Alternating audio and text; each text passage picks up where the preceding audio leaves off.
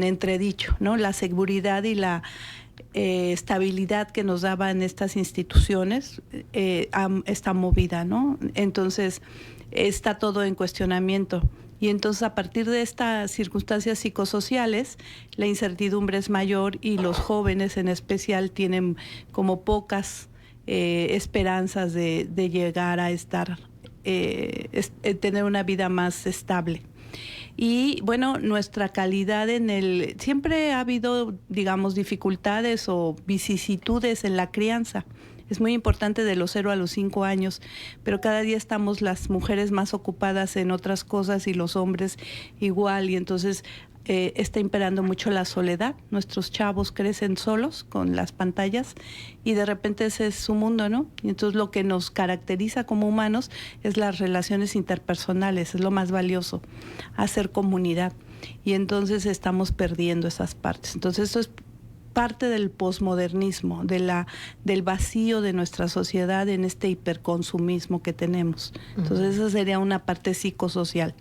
Y luego lo otro, ya a nivel, digamos, individual de cada persona, así pues tenemos el tema de las oportunidades para los chavos y sus aspiraciones, digamos. Y lo que tú dices, ¿no? Por ejemplo, el acceso a las sustancias, así es, digamos, un crecimiento enorme, ¿no? Y es tan fácil acceder a una sustancia y quedarse enganchado que también genera grandes dificultades. Entonces son como todos estos factores y esta incertidumbre social, ¿no?, la que vivimos. Claro, es totalmente multifactorial. Así es. El origen de esta situación. Ahora, ¿somos más como mexicanos en cantidad? Y entonces eso hace que también la recurrencia crezca y entonces nos alarme de alguna manera. Podemos refugiarnos un poco en ello, en la estadística, en la data de la cantidad de población en función de la cantidad de suicidios, y que entonces, digamos, bueno, es que ha crecido porque ha crecido la población. Y por otra parte, se detecta con más facilidad los padecimientos de salud mental, las situaciones anímicas que llevan luego a decisiones como estas. Y si se detectan más, si hay más psicólogos, más psiquiatras, no sé si más psiquiatras, mejor me callo, tú me dirás, si hay más psicólogos, más coach de vida, si hay más información que se puede acceder desde las redes sociales, porque estamos teniendo el efecto inverso. Bueno, sí, esto que dices, las tasas, hay una cosa en estadística que se llama estandarización de tasas. Evidentemente sí ha crecido, o sea, digamos, de las estadísticas que se tienen, que es apenas a mediados del siglo pasado, sí va creciendo. O sea, sí hay un es un mecanismo estadístico para comparar poblaciones, así como lo mencionas, ¿no? Lo que había hace 100 años y los que hay. Sí ha crecido. Porque esa es una parte, sí hay un mayor incremento. Y otra cosa que yo creo que también ha pasado, que me parece buena, es que ya hablamos del tema. Si yo, por ejemplo, he tenido oportunidad de hablar con muchas personas del tema del suicidio, evidentemente, y siempre buscamos antecedentes, ¿no? Por la parte genética, ¿no? Porque también hay una parte genética. Y entonces la gente no dice es que se suicidó mi abuelito, mi tío. Lo que dicen, estaba limpiando una escopeta. Pues se murió. Y entonces es como los secretos, o sea, todo el mundo sospecha que pasó algo raro, aunque no está claro. Entonces antes se cubría. Hace 100 años o 50 años, pues el suicidio tiene que ver con el tema religioso, pues la gente ocultaba si alguien se suicidaba. Hoy hablamos con más libertad, aun cuando hay prejuicios, ¿no? Entonces, creo que uno de los temas es que lo tenemos en la mesa. Y lo otro es esto, ¿no? Los medios de comunicación pues hacen una información explosiva y entonces seguramente hace 50 años pasaba pero nadie decía nada o pocas cosas o lo romantizaban. Me acuerdo del suicidio de esta Miroslava. Sí, la hermosa Miroslava, que el tema es, bueno, lo que yo leí es que se romantizó, alguien puso una carta de amor que supuestamente le ponía al papá de Miguel Bosé, y ya, se romantizó todo ese tema del suicidio hace, pues yo creo que unos más de 50 años. Claro. Entonces... Luis Miguel Domínguez. Ándile, es exacto. Entonces, si salía a la luz era en esos casos, los demás eran como ocultos. Hoy hay más medios de comunicación, afortunadamente, las redes, todo, y es una explosión, y entonces los temas van escalando, ¿no? Entonces yo creo que hablamos más del tema también. Ajá. Le tenemos menos miedo o no sé, pero lo hablamos más. Se ha discutido mucho el abordaje de los medios de comunicación. Exacto. En relación al suicidio. Uh-huh. Y entonces aquí hay una serie de protocolos, de reglas a seguir para no evidenciar, para que el acento no se ponga ni en las maneras en que se comete la culminación de la vida, ni otros aspectos que a lo mejor no son relevantes. ¿Cómo debería de ser el abordaje del suicidio desde los medios de comunicación? Wow, viniendo de una experta como tú, hasta me preocupo cómo responderlo. Yo pienso que tenemos que hablar con claridad de que esta persona intenta acabar con su vida, y lo que no me pareciera a mí es como todo este escarnio que se hace, ¿no? O este juicio que la gente, todos lo hacen, ¿no? Y que los medios lo evitaran, como, o sea, hacerlo más descriptivos en el sentido concreto del acto, ¿no? No de cómo, sino de lo que a esa persona le está pasando. Y una cosa bien interesante, evitar el prejuicio, porque por ejemplo empiezan a decir, es que está drogado, es que las drogas, y no lo sé si las personas estén drogadas o no y hagan. Te puedo asegurar que muchas personas no lo hacen drogados, pero es sin prejuicios. Describir una persona desesperada, no sé, lo que digo es noticia, ¿no? Uh-huh. Pero no empezar a hacer calificativos desde el medio de comunicación. Sí. Porque si empezamos ahí, entonces empieza el prejuicio y empiezan más cosas. Ha habido y sabemos que hay retos de adolescentes que toman una versión de algún lugar que salió en algún medio y empiezan a hacer cosas francamente peligrosas, ¿no? Entonces, creo que es una gran responsabilidad trabajar este tema sin escondernos, hablarlo con claridad, pero evitando prejuicios, evitando calificativos peyorativos que puedan promover, pues, caer en descalificaciones o violencia verbal, ¿no? Osiris, también inferir que todos los suicidas vienen de procesos de depresión, que todos los suicidas tienen un brote esquizoide que los divide de la realidad y de las fantasías y no saben lo que están haciendo. O sea, como que nos hemos comprado ciertos argumentos de causas de suicidio, uh-huh. ¿sí? Y entonces la parte por el todo. Uno lo hace, todos lo hacen. Así es. ¿Qué tan importante es para la salud mental, emocional y para la estadística conocer a ciencia cierta qué había detrás del caso de un suicida? Es importante porque pienso yo que pudiéramos hacer prevención, o sea, saber que un gran porcentaje tiene problemas de ansiedad y depresión, otros tienen problemas de sustancias, otros tienen un tipo de personalidad que los hace más vulnerables a ciertos estresores y es como una manera de resolverlo. Entonces, es un círculo amplio, ¿no? El por qué o quiénes lo hacen, pero te puedo decir que todos ellos o todas estas personas tienen un previo, hay algo, un contexto, y entonces no podemos etiquetar que solo es porque es un enfermo mental o porque es un adicto, ¿no? Porque pareciera que entonces pierde validez su dolor. Yo pienso que lo más importante es nunca dejar de pensar que es una persona que está sufriendo. Alguien me decía, me quiero suicidar, pero no lo voy a hacer, no soy tan valiente. Y yo le decía, yo no pienso que sea un acto de valor, ¿no? Porque algunos dicen, yo pienso que es un acto desesperado, que la gente lo hace cuando ya no piensa en que haya salidas a lo que él traiga viviendo. Entonces, primero eso, no perder de vista que es una persona que está sufriendo. Exacto. Eso es lo primero, porque si les ponemos solo etiquetas, lo reduces y lo deshumanizas. Uh-huh. Ahora, la carga genética, ¿son conductas aprendidas?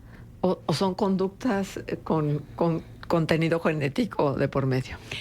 Fíjate que en la salud mental hablamos de multifactorial, o sea, no puedes decir solo esto, se suman. Entonces, sí hay una carga genética, sí hay unas circunstancias sociales y sí puede ser que en ciertos momentos de mi desarrollo personal se juntan todos estos elementos y aparece. Ahora, hay personas que padecen un trastorno, por ejemplo, los trastornos bipolares tipo 1 y tipo 2, tienden a tener ideas suicidas, ¿no? Me decía una chica, pues yo me acuerdo que desde los 12 años yo me quería morir.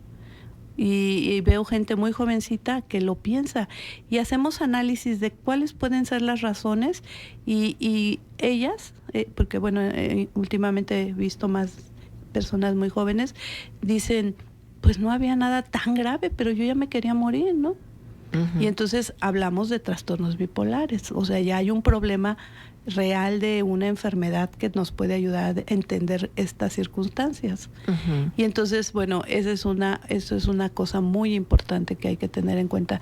Ante este deseo, esta necesidad, sí tendríamos que valorar un especialista que está pasando, ¿no? Claro. Ayúdanos a entender por qué un niño se puede quitar la vida. Es todo un tema controversial. Hace muchos años yo me acuerdo que hubo un tema con una niña, un niño de 5 años, no sé si te acuerdas, un chiquito, y yo di el diagnóstico y me dijeron que no, que yo había visto mal. Y sí, realmente lo he visto, o sea, cuando teóricamente los niños apenas están en el proceso de entender qué es la muerte, ¿no? El concepto de muerte queda claro a los 8 años, entonces por eso se cuestiona mucho si los niños sí se quieren morir o no, porque hay una fantasía de yo no me muero, ¿no? O de omnipotencia de los niños. Entonces, lo que yo he visto es que hay niños, y que está reportado, de mucho abandono, ¿no? Y de mucha violencia, de mucho maltrato, y deciden. No lo sé así como a ciencia cierta, pero se dan varios factores, ¿no? Varias circunstancias. Pero de los niños más pequeños que yo he visto en La Laguna, alguien de 5 años, ¿no? Y a mí, yo hablé con con este niño, y sí, él decía, sí, yo ya no quiero estar aquí, ¿no? Y tenía unas circunstancias de vida bastante complicadas. Y lo que yo veo es eso, los niños muy abandonados, ¿no? Uh-huh. Porque antes pues crecías con los abuelos o en la pandilla de los primos o con los vecinos de la calle, salías, ¿no? Hoy muchas personas viven en lugares muy reducidos y los niños se quedan guardados con las pantallas, ¿no? Claro. Y esta falta de contacto humano. Decía alguien, lo que nos ha hecho grandes es ser tribu, ser comunidad. Comunidad, ¿no? Claro. Uh-huh. Ahora, Osiris, la vinculación entre todos estos estados tremendos, emocionales, y las vivencias de la infancia, ¿hay un puente? ¿Podemos hacer una correlación? Porque también es cierto que estas situaciones de las agresiones sexuales que se presentan con tanta frecuencia, por ahí hay una estadística que recién damos en nuestro contenido informativo de qué tantas agresiones sexuales hay dentro de las escuelas. ¿Esto pudiera ser un detonante para una conducta suicida si no se atiende, si no se hace evidente esta situación que está pasando el niño o la niña? Sí, las violencias, hablemos de todas, pues, la violencia sexual entre ellas, son factores que promueven, que como decía, suman, ¿no? Todo esto suma. Pero fíjate, lo interesante también, como tú lo tocas, es cómo la violencia está en estas instituciones que nos deberían dar seguridad, protección. Uno lleva a sus hijos muy contenta a un lugar donde uno pueda, ¿no? Que lo que puedas llevarlos, y esperas que haya seguridad. Y de repente, ¿cómo percibir que los mismos compañeros son violentos o alguien más, ¿no? Entonces, sí, la violencia es uno de los factores que suman a esto. Y lo que vale la pena, porque finalmente no todas las personas salimos y enfrentamos la vida, lo valioso es toda esta etapa de formación de nuestra personalidad, saber tener confianza. O sea, yo sé que a pesar de lo que me pase, hay quien me ayuda, quien me respalda, quien me salva. Y sé que hay alguien en quien quiero confiar y que puedo confiar. Esto es la confianza básica que nos da, por ejemplo, que debe ser la madre, ¿no? Y entonces en ese sentido es esa matriz que es la familia.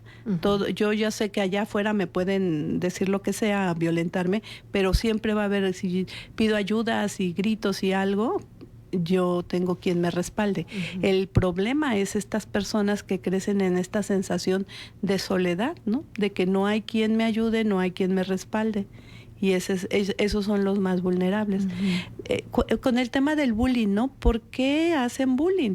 Y siempre generalmente se le hace a personas que tienen alguna dificultad, ¿no? Que son los gordos, los flacos, los neurodivergentes. Digamos, en ese sentido, las comunidades, pudiéramos pensar los chavos de las escuelas, los muchachos, los niños, al diferente, ¿no? Al vulnerable. Claro. Ahora, que el factor de la identificación con un género también pudiera ser detonante del suicidio, es decir, una persona que no se reconoce a sí misma con una preferencia sexual distinta a la que se dictó desde que nació, hay un sufrimiento implícito, porque estás yendo contra el mundo, ¿no? Este también pudiera ser un factor detonante de un estado anímico que te llevara a una conducta suicida. Sí, las personas trans tienen un porcentaje alto de suicidio. Es muy interesante, ¿no? Que nosotros hemos aprendido a vivir en dos, ¿no? Hombre y mujer. Y las personas que salen de ese esquema, yo afortunadamente me ha tocado trabajar y compartir y crecer con muchos de ellos y de ellas, y he aprendido eso. O sea, las historias a veces la gente cree que son macabras, ¿no? Y encuentras historias muy simples y te dice, yo nunca, nadie me abusó, nadie me tocó, yo sabía que yo era un hombre, que este cuerpo no es lo que yo quería, estoy en un cuerpo de mujer que no acepto, no quiero, y yo sé que soy hombre, yo elijo ser hombre, ¿no? Género. Entonces, cuando hace varios años, cuando yo empecé a estudiar psiquiatría, se llamaba disforia de género. Sabíamos que existía, saber que una persona, sin ser delirante, sin ser alguien que está fuera de la realidad, porque también me ha tocado personas fuera de la realidad como idea delirante, pero sin eso, o sea, personas absolutamente cuerdas, vamos a decirlo así, decir, este cuerpo no me pertenece, no me reconozco. Eso se llamaba disforia de género. Hoy se llaman personas trans. Y entonces, en ese sentido, ellas transitan por unas circunstancias bien complicadas socialmente hablando, desde su propia familia, desde lo que ellos esperan de sí mismos, y entonces sí son gente con más vulnerabilidad y más porcentaje de suicidio. Ahora, digo un dato al margen, la mayoría de esas personas, las personas trans, las matan antes de los 35 años. O sea, es terrible. O sea, sobreviven a ellos, digamos, a todas las vicisitudes, dolores que es poder acceder a ser lo que yo quiero ser, con lo que yo, pero después de eso viene toda esta violencia social contra ellos, ¿no? Ellas. O sea, hablemos de ahora sí, ¿se puede hacer prevención? Sí se puede hacer prevención. Esto es prevención, o sea, que hablemos, que no sea un discurso hueco. Hace muchos años, digo, tú sabes, tengo 20 años en La Laguna, llegué a hacer una sesión en la Facultad de Odontología y al final de que yo di, según yo, una gran exposición del suicidio, tratando de quitar prejuicios y todo esto, alguien se levanta y me pregunta, bueno, ¿pero a qué horas va a hablar de lo que lo hacen por manipular y chantajear? Y entonces yo me quedé, dije, pues está difícil, ¿verdad? Poder convencer a la gente cuando tiene esos prejuicios. Y le expliqué que, bueno, que no consideraba yo que fuera un chantaje, que era una forma muy dolorosa porque la persona decía que quería llamar la atención. Entonces yo le decía, si fuera el caso, es una forma muy enferma, patológica de querer llamar la atención. Entonces lo que urge es una valoración de un especialista. Entonces, eso es muy importante. Prevenir es hablar de esto, quitar prejuicios, ayudar a la gente a tener claridad de qué está pasando y de qué pasa, ¿no? Y que más vale exagerar Más vale que nosotros porque a veces cuando damos diagnóstico y damos las pautas, lo que hay que hacer, la gente duda, dice, ay, está exagerando, esto no es, y hay malas desencadenantes. Entonces, sí hay que hablar de esto, sí hay que decir, hay que perderle el prejuicio, hay que escuchar. Son gritos de desesperados de ayuda y podemos calificarlos como quieran, pero nunca perder de vista que es un dolor y que necesitan ayuda. ¿Cómo lo prevenimos? Hablando, estando atentos, como bien decías, y cada día que tengamos en las escuelas, en las comunidades, poder hablar de estos temas, que se hablen como son, claros y directos, ¿no? Uh-huh. Ahora, una persona que intenta de manera recurrente acabar con su vida y nunca lo logra, es una manera de decirle aquí estoy, de decir al mundo aquí estoy, necesito que me volteen a ver. Llegará un momento en que no tenga control y entonces lo que se supone que es una alerta de ayuda se va a convertir en el final de su vida. Yo conozco muchas personas que lo han intentado. La que más ha hecho, creo yo, son 13 o 15 veces y no lo lograron. Soy una científica, ¿verdad? Me manejo bajo el modelo científico, pero ahí no puedo pensar en algo superior, mágico, no sé, ¿no? Perdón por lo que voy a decir, pido disculpas, pero estoy convencida que la gente no se muere cuando se quiere morir. O sea, hay gente que, una persona que se puso un balazo en la boca y no se murió, y me tocó verlo de regreso ciego, y yo decía, adiós, ¿no? O sea, esto no te... Perdón, pero yo no sé por qué llegó a este momento de mi vida, pero es cuando dices, ¿cómo es posible? Entonces, hay cosas totalmente impredecibles en esa parte. Hay personas que hacen un intento bobo, digámoslo así, de baja letalidad, y desencadenan. Y hay personas que vienen haciendo muchos intentos de diferente letalidad, ¿no? Y no lo logran, ¿no? Entonces, personas que están haciéndolo frecuentemente, que siguen haciendo varios intentos suicidas, es urgente que los vea un psiquiatra, eso es urgente. Hay medicamentos específicos para evitar la idea suicida. O sea, independientemente de lo que tú tengas de origen o lo que sea, llegado a ese punto ya hay que llegar a un punto... ¿Te falta algún neurotransmisor? ¿Te falta? Sí, se supone que sí hay sustancia particular. Ajá. Sí, hay desregulación de las sustancias, un aplanamiento, poca serotonina, sí, los neurotransmisores son los que están ahí jugando la parte física, ¿no? Uh-huh. Pero no solo es eso, todo juega, ¿no? Entonces, evidentemente es un reflejo. Y entonces hacemos uso de medicamentos, excelentes herramientas que detienen. Y luego viene la psicoterapia, el acompañamiento, por ejemplo, la violencia de las mujeres intrafamiliar, ¿no? Que no encuentran salida y dicen, esta es la salida, yo y mis hijos, ¿no? Y tragedias ahí que no terminan. Entonces es todo esto, la cosa social de llevarlas a lugares donde estén resguardadas, medicamento, terapia, auxilio legal, ¿no? Uh-huh. Todo un tema. Y esto en algún momento lo platicamos ya, Osiris. Desgraciadamente aquí en La Laguna no hay posibilidad de internamiento cuando hay una situación de crisis en la salud mental. ¿Qué nos está faltando? ¿Qué no hemos hecho? Es que yo pienso, ahí sí, perdón, pero voy a decir algo que no les va a gustar. Hay una ley que salió en mayo del 2023, donde están prohibido la construcción de hospitales psiquiátricos, ¿no? Ya sé que fue muy controversial, pero el tema no es eso. El tema más interesante es que la pauta es los hospitales generales deben atender pacientes psiquiátricos.